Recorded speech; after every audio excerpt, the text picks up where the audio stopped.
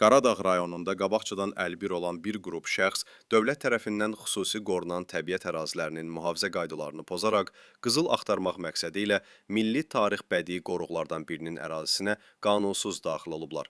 Daxili İşlər Nazirliyinin mətbuat xidmətindən verilən xəbərə görə onlar qoruqdakı mədəni sərvət hesab olunan qayaların dibində qazıntı işləri apararaq xüsusi maddi dəyəri olan əşyalar talamağa cəhd göstərib və nəticədə mədəni sərvətlərin yararsız hala salınmasına səbəb olublar.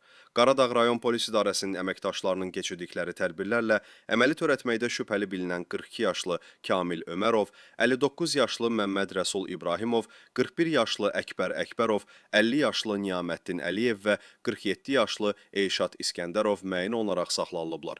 Həmin şəxslər öz əməllərini mobil telefonları vasitəsilə də lentə alıblar. Faktla bağlı cinayət işi başlanılıb, araşdırmalar davam etdirilir.